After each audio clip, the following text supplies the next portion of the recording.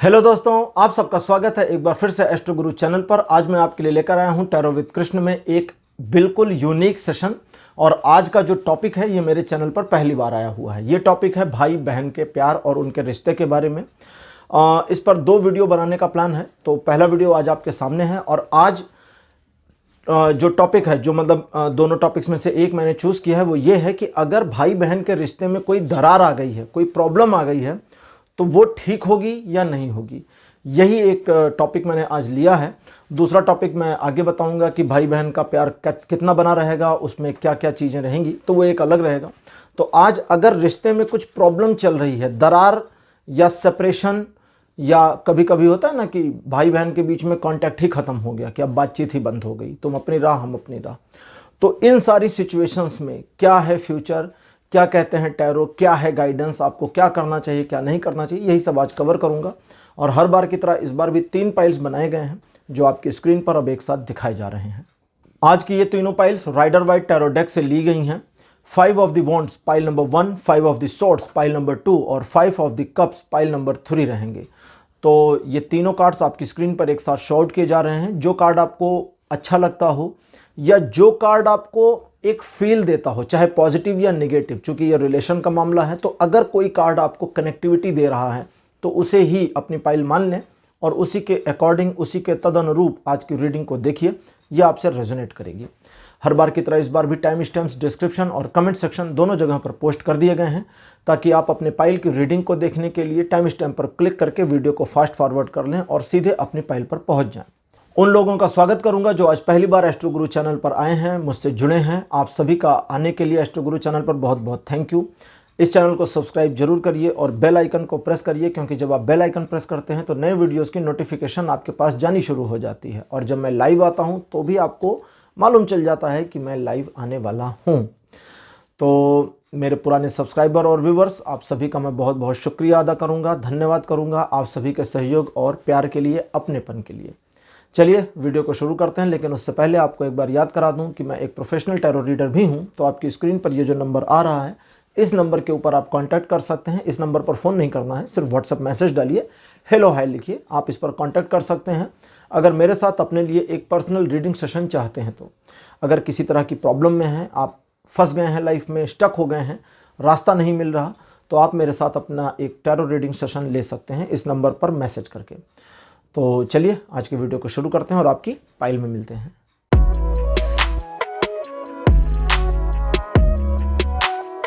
Hello pile number 1, आप सबका स्वागत है आपकी रीडिंग में। आपने 5 ऑफ द वॉन्ड्स को चूज़ किया था अपनी पाइल के रूप में, जिसे मेरे बगल में लगा दिया गया है। तो चलिए अब आपके लिए रीडिंग शुरू करते हैं और देखते हैं कि टैरो आपके लिए क्या इन्फॉर्मेशन लेकर आते हैं कि भाई बहन के रिश्ते में अगर आपके कुछ प्रॉब्लम आ गई है या पिछले कुछ समय से लगातार प्रॉब्लम चल रही है, तो इसमें क्या इन्फॉर्मेशन आपके लिए आती है कि क्या आपको करना चाहिए, क्या नहीं करना चाहिए, वो भी आएगा। तो पाइल नंबर 1 आपके लिए पहला कार्ड मेरे पास अपीयर हुआ है स्ट्रेंथ।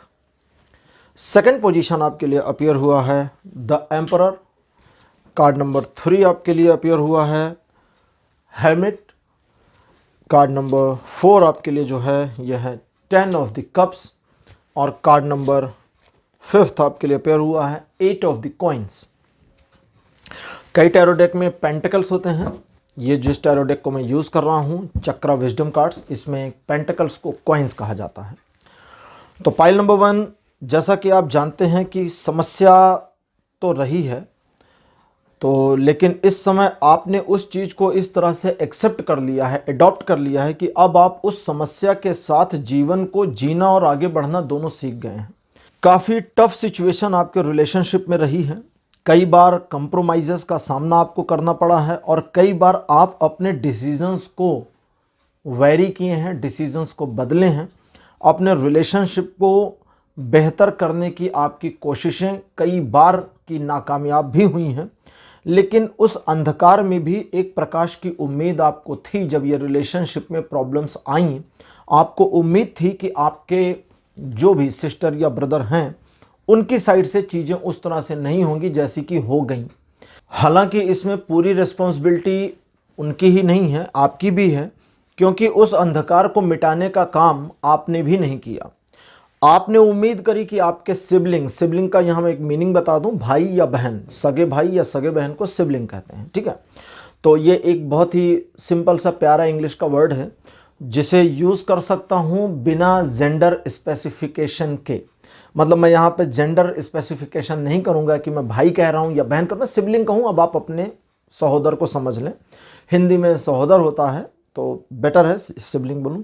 तो आप अपने सिबलिंग के ऊपर ही सारा दारोमदार डाल करके वेट एंड वॉच वाली कंडीशन में जब आए तो वो प्रॉब्लम थी जब चीजें आप दोनों के बीच में खाई बढ़ने का काम कर गई। और खैर वो खाई चूंकि बढ़ गई और दोनों ही साइड से, ऐसा नहीं है कि अब आप इस चीज को अडॉप्ट कर चुके हैं और आपको लगता है कि ठीक है यार जो चल रहा है चलने दो, उधर से भी ऐसा ही हो चुका है। उन्होंने भी उस चीज को अडॉप्ट कर लिया, आपके सिबलिंग ने भी, कि ठीक है जो जैसा चलता है चलने दो। क्योंकि इस चीज में अब उनको थोड़ी दिखता है कि उम्मीदें कम रह गई हैं। लेकिन लेकिन लेकिन जैसे आपके दिल में क्या कहते हैं उसको, कसक कशिश नहीं, कसक। कसक का मतलब एक चुभन, एक तकलीफ आपके दिल में आती है, ऐसे उनके दिल में भी जाती है। उन्हें भी लगता है कि शायद ये रिलेशन बेहतर हो सकता था, वो गलतियां ना की गई होती तो हो सकता था, उन गलतियों में इन्वॉल्व ना हुए होते तो हो सकता था, उतना ईगो ना होता तो हो सकती थी चीज़ें। फिर बाद में बीच में जब रिवाइव होने का मौका आया तब भी ईगोस बीच में आ गए और कहीं ना कहीं आपके भी ईगोस आ गए। तो उसकी वजह से ये जो प्रॉब्लम्स बनी, इन प्रॉब्लम्स से दोनों ओर से कसक बनी हुई है। और अगर इस रिलेशन को आप ठीक करना चाहते हैं तो अभी देर नहीं हुई है। पॉसिबिलिटीज हैं, लेकिन इस पॉसिबिलिटी में पहल अब आपको करनी पड़ेगी, ठीक है। शुरुआत अपनी ओर से करें, जल्दबाजी ना करें, स्टेप बाय स्टेप शुरुआत करें, धीरे से। कुछ ना कुछ ऐसा जरूर है लिंक जो अभी भी बना हुआ है, कुछ ना कुछ ऐसा एक सेटअप जरूर है जिसके ऊपर काम करके इस रिलेशन को वापस लाया जा सकता है। पाइल नंबर 1 आपके लिए अब मैं ओरेकल कार्ड्स निकालने वाला हूं, ओरेकल यौगिक पाथ, और देखते हैं कि ये आपके लिए क्या इन्फॉर्मेशन देते हैं एडिशनली, ताकि कनेक्टिविटी पूरी और हो सके और इन्फॉर्मेशन डीप आ सके।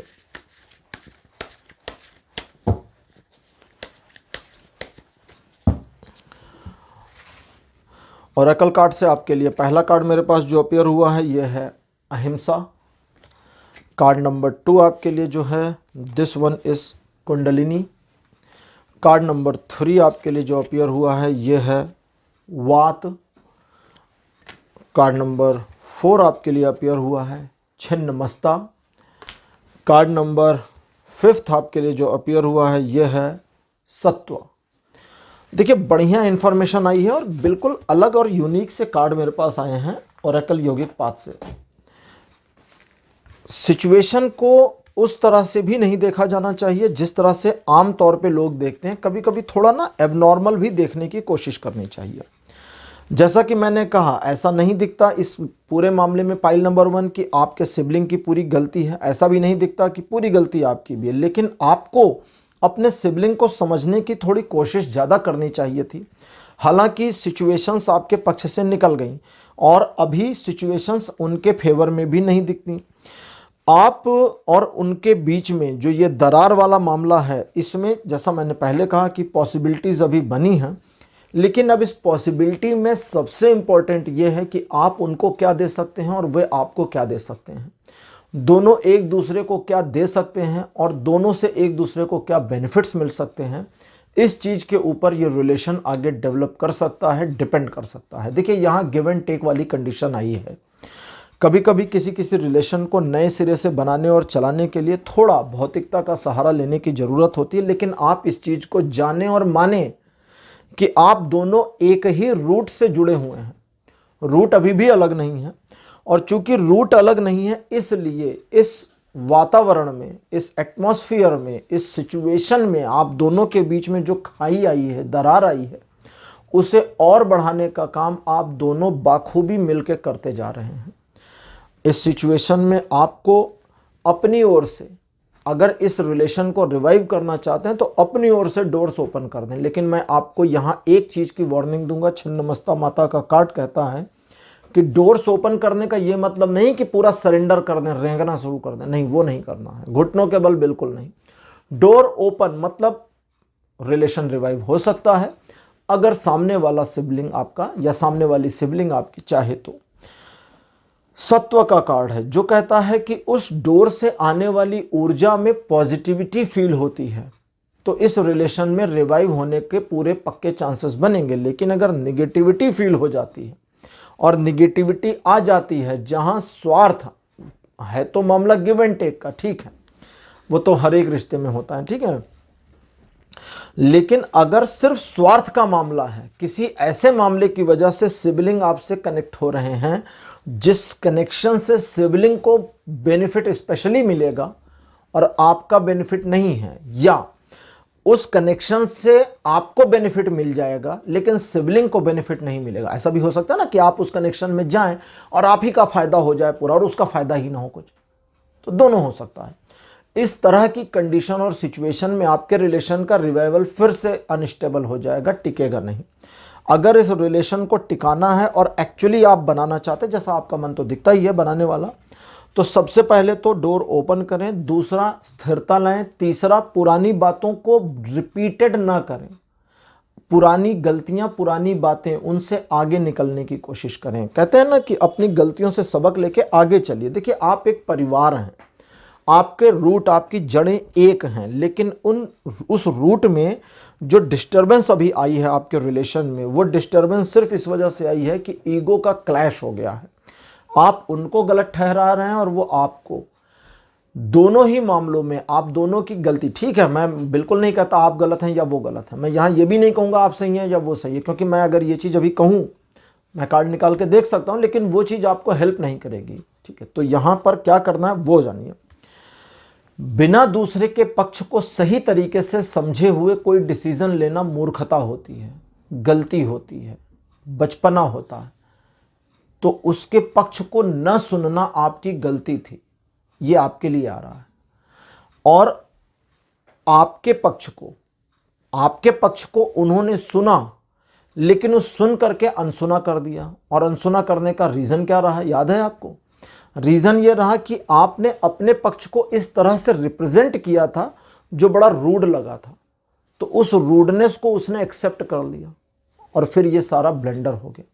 तो पॉजिटिविटी अभी बनी है, पॉसिबिलिटी अभी बनी है। Step by step systematic way में काम करके आप इस रिलेशन को रिवाइव कर सकते हैं। और इस रिलेशन में दोनों ही पक्ष, आप और आपके जो भी सिबलिंग हो, भाई हो या बहन हो, जो भी हो, वे चाहते हैं कि यह रिलेशन बने और आप फिर से वापस एक परिवार की तरह से आ जाएं। लेकिन इस बार आपको ध्यान रखना होगा कि आप यूज़ ना होने पावें, और दूसरा ध्यान भी आपको रखना होगा कि आप यूज़ ना करने पावें, क्योंकि ये जो यूज़ करने वाली टेंडेंसी है या होने वाली टेंडेंसी है, ये पूरे रिलेशन को र्यून करने में अकेले ही काफ़ी होती है। तो उम्मीद है पाइल नंबर 1 आप चीज़ों को समझ गए होंगे कि अब आपको क्या करना है। आपके लिए आज की रीडिंग करके मुझे बहुत अच्छा लगा। आज की रीडिंग आपको कैसे लगी, अपने अनुभव, अपने एक्सपीरियंस कमेंट सेक्शन में ज़रूर लिखिएगा। इस वीडियो को लाइक करिए, शेयर करिए और चैनल को सब्सक्राइब करना मत भूलिएगा। अगले वीडियो में आपसे फिर मुलाकात होगी, तब तक के लिए बाय बाय।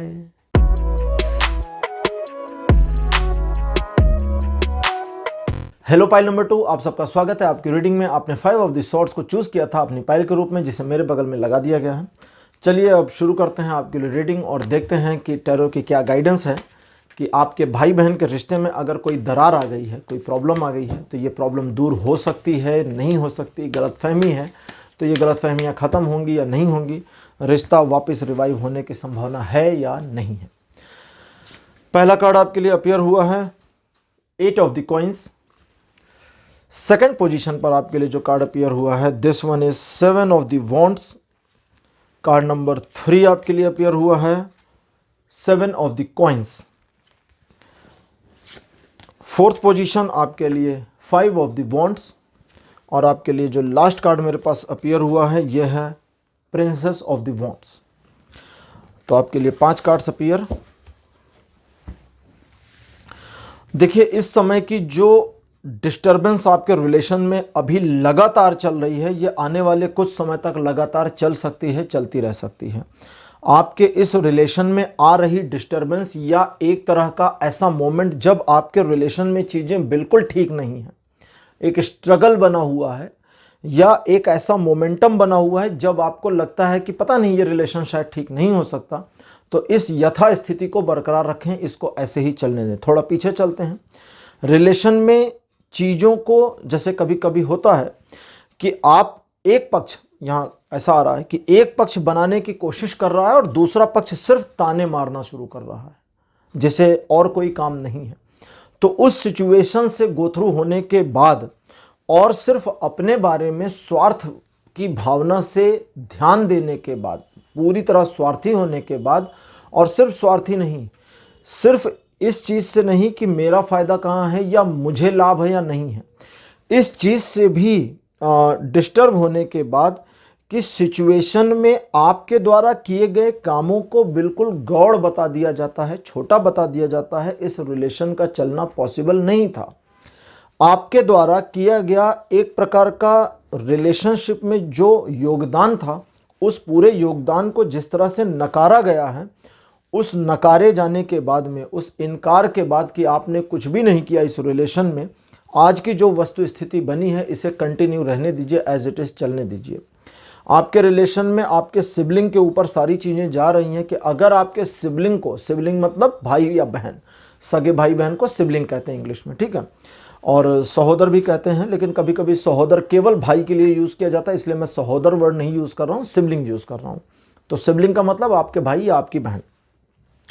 तो आपके सिबलिंग को मतलब यहाँ जिस तरह से दिखता है कि आपके सिबलिंग की ओर से चीज़ों की पहल होनी चाहिए, तो आपको वेट करने की ज़रूरत है। आप शांत बने रहें, आपको कुछ भी हलचल करने की ज़रूरत नहीं है। लेकिन पास्ट की बात करें, रिलेशनशिप को बनाए रखने की हर संभव की आपकी कोशिशें, हर प्रकार से अपने आप को इस रिलेशनशिप में बनाए रखने की कोशिश, हर प्रकार से अपनी ओर से कर्तव्यों का निर्वहन करने की आपकी कोशिशें इस रिलेशन को आगे तो ले जा रही थी, लेकिन दूसरी साइड से चीज़ें जिस तरह से चलीं और चलनी शुरू हुई, उन चीज़ों ने आपके रिलेशन में प्रॉब्लम्स लानी शुरू करी, और अंततोगत्वा होना भी यही था कि इस रिलेशनशिप में एक पॉज का, एक लॉन्ग टर्म पॉज का मोमेंटम आ जाए, जो कि आ गया है।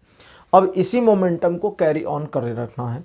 लेकिन अभी भी आपके ऊपर जो आरोप इत्यादि लगते हैं या जो लोग आपके बारे में गलत सोचते हैं, उन्हें सोचने दें। उन आरोपों से बिल्कुल भी अपने कोई सरोकार ना रखें, ना इनकार रखें, ना एक्सेप्टेंस ना नॉन एक्सेप्टेंस, दोनों नहीं रखना। आपको न्यूट्रल हो जाना है और फ्यूचर में अपने सिबलिंग का वेट करें कि शायद वे अपनी गलतियों को रियलाइज़ करें, शायद उन्हें फील हो कि उनकी ओर से चीज़ें ठीक नहीं हुई हैं, और अगर उन्हें फील होता है और वे वापस आने की कोशिश करते या करती हैं, तो आपको पता है कि आपको क्या करना है। लेकिन यहाँ बता दूं कि आपके रिलेशनशिप में चीज़ों के रिवाइव होने की संभावना काफ़ी कम आ रही है।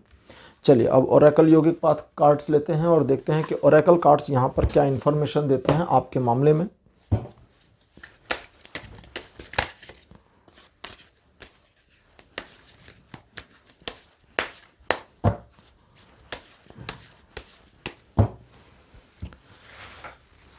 आपके लिए पहला कार्ड ओरेकल से मेरे पास है तपस। सेकंड पोजीशन पर आपके लिए जो कार्ड अपीयर हुआ है ये है अनाहत। अनाहत एक चक्र भी है शरीर का, और अनाहत नाद को भी कहते हैं। जो ओमकार की ध्वनि ब्रह्मांड में व्याप्त है, इसे अनाहत नाद कहते हैं। ये अनाहत जिसे खत्म नहीं किया जा सकता, वो चल ही रहा है और लगातार चल रहा है। तो जिन लोगों ने वो ध्वनि सुनी है वे जानते होंगे कि ये अपने आप में बड़ी एक्सट्रीम है, तेज है और बहुत लाउड होती है लेकिन इसको सुनने के लिए थोड़ा सा ये कार्ड गिरा नहीं है, ये कार्ड निकालने के बाद हाथ से छूटा है, तो इसे गिरा हुआ कार्ड नहीं मानेंगे। तो ललिता त्रिपुर सुंदरी, ये है तीसरा कार्ड। और कार्ड नंबर 4 आपके लिए अपीयर हुआ है कर्मा। कार्ड नंबर 5 और लास्ट कार्ड आपके लिए अपीयर हुआ है क्रिया। क्रिया के कार्ड का अंतिम में आना मेरे लिए बड़ा अच्छा रहा, मतलब मेरे लिए अच्छा का मतलब मुझे बहुत अच्छा लगा कि ये क्रिया का कार्ड अंतिम में आपके लिए आया। एक्चुअली मेरे लिए नहीं, आपके लिए कार्ड आ रहे हैं। तो 2-3 चीज़ें समझें यहाँ पर जो कि आपको बताना चाहते हैं। पहली चीज़ तो ये समझें कि आपके रिलेशन में चीज़ें लगातार और प्रवाह के स्वरूप में हैं।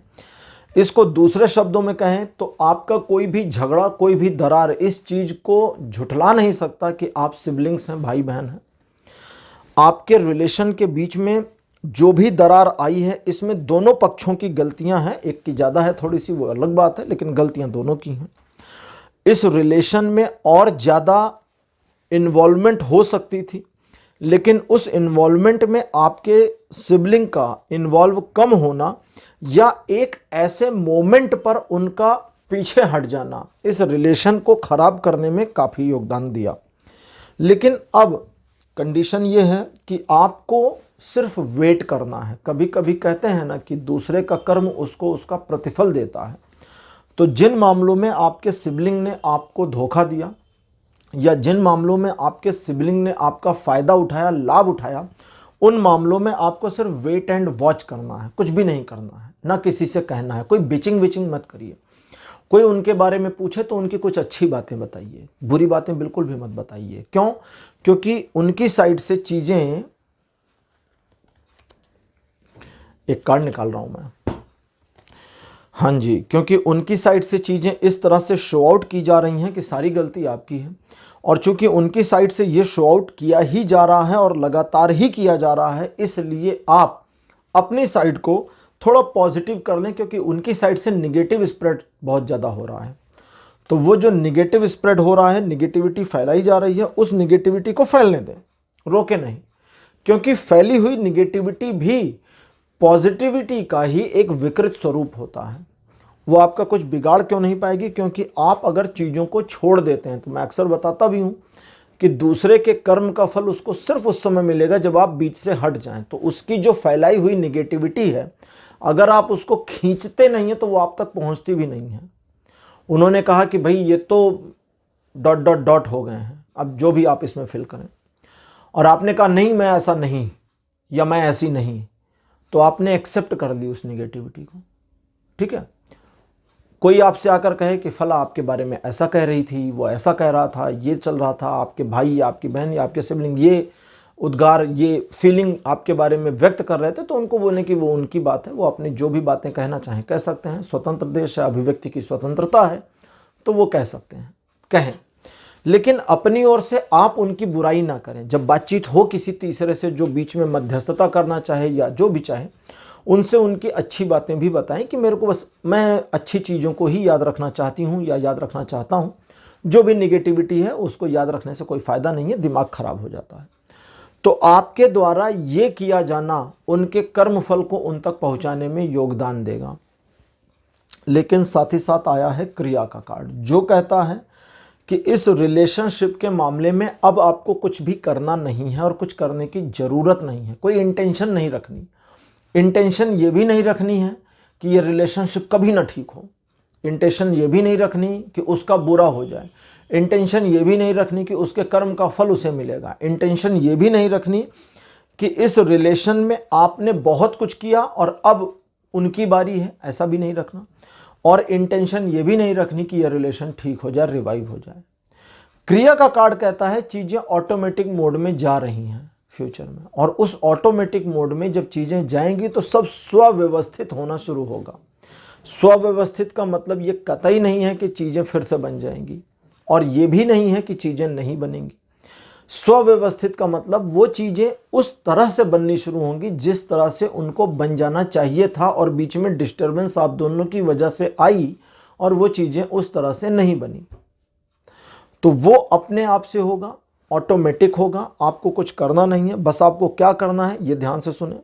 सबसे पहला मैंने जैसा कहा, अपने सिबलिंग पर आरोप ना लगाएं। दूसरा, अपने मन को, अपने हृदय को, अनाहत का कार्ड है जो हृदय चक्र दिखाता है, हृदय पर अपने दिल को एक सुकून की मुद्रा में रखें।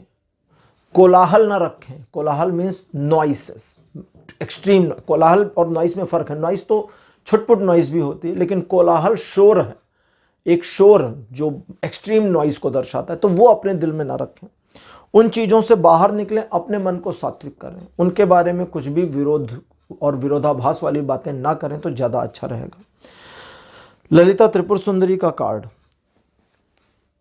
चीज़ें और सिचुएशन आने वाले भविष्य में आपके पक्ष में आ सकती हैं, लेकिन आपको अनासक्ति रखनी होगी, डिटैचमेंट रखना होगा। जो डिटैचमेंट आपके जीवन को परिवर्तित करेगा, साथ ही साथ आपके सिबलिंग्स के जीवन को भी बदलेगा। अब उनका जीवन कैसा बदलेगा अभी आपको समझाया, कोई एक्सपेक्टेशन मत रखिए, कुछ भी उम्मीद मत करिए, प्लान भी मत करिए। वो उनका जीवन है, जो बदलना होगा बदलेगा। भगवान हमको 1 लाख देना है, उनको 100 करोड़ देंगे, दे दें, भगवान की मर्जी। ठीक है, ऐसे वो उस औरत की तरह नहीं करना कि भगवान ने कहा कि जो तुम मांगोगी उसका डबल तुम्हारी पड़ोसन को मिलेगा, तो उसने कहा मेरी एक आंख फोड़ दो ताकि पड़ोसन की दोनों आंख फूट जाए। वो वाला कार्यक्रम आपको नहीं करना है। आपको सिर्फ अपने ऊपर ध्यान देना है। सिबलिंग को छोड़ दीजिए उसके हाल पर। जब आप उसे उसके हाल पर छोड़ देंगे तो चीजें उस ढंग से मूव करेंगी और आपके माइंड की डिस्टर्बेंस कम होगी। वर्तमान की जो माइंड की डिस्टर्बेंस बनी है या जो एक सोच आपकी नकारात्मक बन गई है, उस सोच से अपने आप को अब निकालने की ज़रूरत है। इस रिलेशन में रिवाइवल की पॉसिबिलिटीज़ बहुत कम है, लेकिन फिर भी क्रिया का कार्ड आया है जो कहता है कि अब चीज़ें वो मूव लेंगी जिस मूव को उन्हें लेना चाहिए था, जो डेस्टिनेटेड था, डेस्टिनेटेड फ्यूचर। अगर आप दोनों की डेस्टिनी में लिखा है कि आप सिबलिंग्स अलग रहेंगे तो अलग रह जाएंगे, और अगर मिलना लिखा है, एक साथ रहना लिखा है, एक साथ मतलब संबंधों का बढ़िया तरीके से बने रहना लिखा है, तो वो चीज़ें वापस ऑटो रिवाइव हो जाएंगी, आपको कुछ करना नहीं पड़ेगा। तो उम्मीद है पाइल नंबर 2 आप चीज़ों को समझ गए होंगे। आपके लिए आज की रीडिंग को यहीं क्लोज करता हूँ। उम्मीद है आज की रीडिंग आपको पसंद आई होगी। ये वीडियो कैसा लगा, अपने एक्सपीरियंस, अपने अनुभव कमेंट सेक्शन में जरूर लिखिए। इस वीडियो को लाइक करिए, शेयर करिए और चैनल को सब्सक्राइब जरूर करिएगा। अगले वीडियो में आपसे फिर मुलाकात होगी, तब तक के लिए बाय बाय।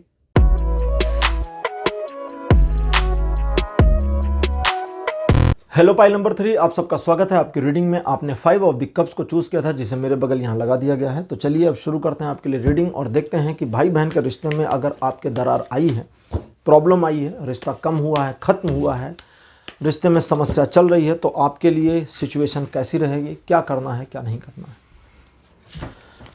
पहला कार्ड आपके लिए अपेयर हुआ है द चैरियट। कार्ड नंबर 2 आपके लिए जो अपेयर हुआ है यह है king of the swords. Card number 3 आपके लिए अपियर हुआ है 5 ऑफ द कॉइंस।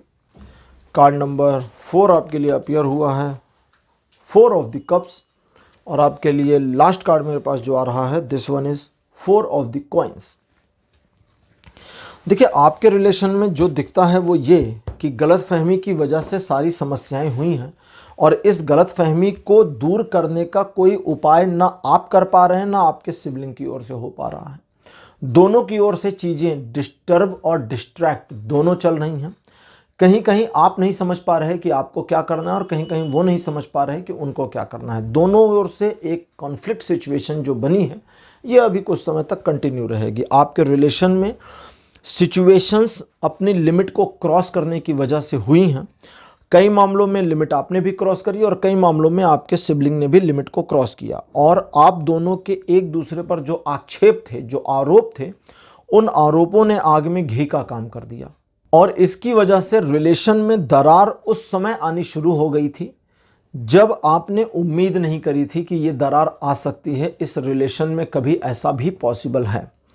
एक दूसरे पर ट्रस्ट का घटता जाना, एक दूसरे को दोषी ठहराना और एक दूसरे के बारे में थोड़ा सा बुरा चाहने वाली जो मानसिकता थी, अब उन चीज़ों से आप उबर गए हैं। लेकिन वर्तमान की जो मानसिकता आपकी बनी है, इसमें ऐसा दिखता है कि ना आप अपने सिबलिंग के साथ समझौता करने को तैयार हैं और ना उसके साथ रिलेशन रखने को तैयार हैं।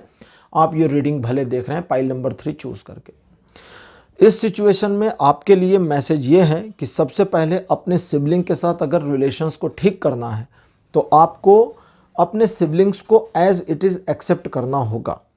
अगर उनको आप एज इट इज़ स्वीकार कर लेते हैं तो आप अपने आप में एक एनलाइटेड पर्सन हो सकते हैं, और ऐसे पर्सन भी हो सकते हैं जिसकी बातों का प्रभाव या जिसके ऑरा का प्रभाव उनके सिबलिंग्स पर पड़ता है। शिवलिंग नहीं, सिबलिंग।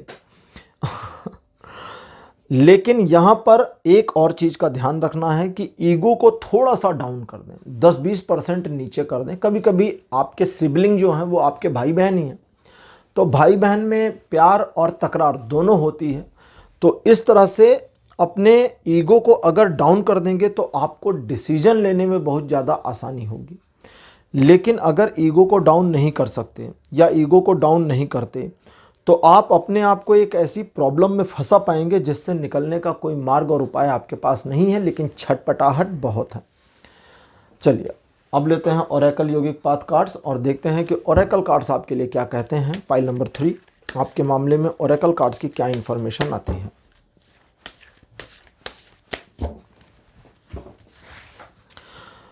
आपके लिए मेरे पास जो पहला कार्ड अपीयर हुआ है, this one is Shiv. Card number 2 आपके लिए अपीयर हुआ है स्वाधिष्ठान। कार्ड नंबर 3 आपके लिए अपीयर हुआ है कृष्ण। 4th नंबर पर आपके लिए धूमावती। और लास्ट कार्ड आपके लिए जो मेरे पास आया है ये है समाधि।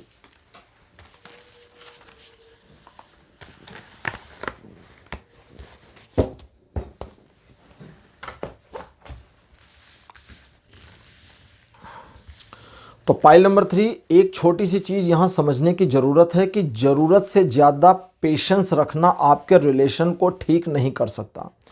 अगर किसी वजह से आप और आपके सिबलिंग, आपके जो भाई बहन हैं, वो आपके साथ रिलेशन को बेहतर करने की उम्मीद करते हैं या उन्होंने आपसे कभी कहा है कि पुरानी बातें भूल करके हम वापस से एक साथ रिलेशन में आ जाते हैं। मैं यहाँ बंटवारे को ख़त्म करने की बात नहीं कर रहा, मैं कह रहा हूँ सिर्फ रिलेशन वापस से रिवाइव कर लेते हैं और ठीक कर ले जाते हैं जैसा पहले था, तो उस चीज़ की संभावना काफ़ी कम आ रही है। लेकिन फिर भी आपके लिए स्थिरता जितनी आवश्यक है, स्थिरता, जल्दबाजी नहीं, जल्दबाजी इस पूरे रिलेशनशिप के मामले में काम खराब कर सकती है। तो कृष्ण कहते हैं कि स्थिरता जितनी आवश्यक है उतना ही आवश्यक आपके लिए है अपने आप को थोड़ा सा ध्यान में डालना, क्योंकि जब तक आप ध्यान और मेडिटेशन में नहीं जाते आपके दिमाग से, आपके माइंड से निगेटिविटी हट नहीं सकती। तो निगेटिविटी हटाने के लिए भी मैसेज आया है और आपके रिलेशनशिप के रिवाइवल के लिए चांसेस थोड़े बने हैं, लेकिन बहुत ज़्यादा नहीं। 30-35% के चांसेस के साथ में पाइल नंबर 3 आपके रिलेशंस के रिवाइव होने की संभावना है। बट यहाँ आपको ये भी समझना चाहिए कि कई बार कुछ चीज़ें जो दिखती हैं वो वैसी नहीं होती और कुछ चीज़ें जो वैसी होती हैं वो वैसी दिखाई नहीं देती। इसलिए सुनी सुनाई और सिर्फ दिखाई देने वाली बातों पर बिलीव ना करें। कभी कभी कुछ ऐसा भी होता है जो पर्दे के ओट के पीछे छिपा होता है। आप अपने रिलेशन के लिए किसी न किसी को ब्लेम करने की कोशिश करते हैं, किसी न किसी को मोहरा बनाते हैं, किसी न किसी को बलि का बकरा बनाने की कोशिश करते हैं। तो ये सब बंद कर दीजिए आज से और सिर्फ ये प्लान करिए कि आप अपने रिलेशन को और बेटर करने के लिए क्या कर सकते हैं, क्या नहीं कर सकते, नहीं क्या कर सकते हैं। अगर आपने ऐसा सोचा तो ये चीज़ें आपके लिए बहुत हेल्पफुल साबित होने वाली हैं। इसके अलावा आपके संबंध में, मतलब आपके भाई बहन के संबंध में एक नया स्टेप आ सकता है, नई स्टेप आने वाली है जिसमें आपके रिलेशन रिवाइव तो होंगे लेकिन वो पुरानी वाली गांठ नहीं जुड़ेगी। ठीक है, तो वो चूंकि पुरानी वाली चीज़ें जुड़ नहीं रही हैं, इस वजह से आपको अपने सहोदरों के साथ एक ऐसे संधि प्रस्ताव पर चर्चा करने की ज़रूरत है जिसमें आप और आपके सिबलिंग आमने सामने हो, कोई थर्ड पर्सन बीच में ना हो, माँ बाप भी बीच में ना। आपका और उनका मामला है तो खुद निपटाएं, दूसरे को बीच में लाने की ज़रूरत नहीं है। अगर आप ऐसा करते हैं तो चीज़ें बड़ी पॉजिटिव हो जाएंगी, लेकिन अगर आप ऐसा नहीं करते हैं तो चीज़ें आपके निगेटिव होंगी और आप इस कार्य में कभी सफलता भी नहीं प्राप्त कर सकते। बट जैसा मैंने कहा, थोड़ी देर का ध्यान काफ़ी हेल्प कर सकता है। तो अगर आप मेडिटेशन में जाते हैं तो आपकी जो शुद्ध ऊर्जा है, एनर्जी है, वो निकलनी शुरू होगी और इस रिलेशन को रिवाइव करने में बहुत कारगर साबित होगी, काम की साबित होगी। तो पाइल नंबर 3, उम्मीद है आप आज के वीडियो को समझ गए होंगे। आपकी रीडिंग यहीं पर क्लोज करता हूं। आज का टॉपिक, आज की रीडिंग आपको कैसी लगी, अपने अनुभव, अपने एक्सपीरियंस कमेंट सेक्शन में ज़रूर लिखें। इस वीडियो को लाइक करिए, शेयर करिए और चैनल को सब्सक्राइब जरूर करिएगा। अगले वीडियो में आपसे फिर मुलाकात होगी, तब तक के लिए बाय बाय।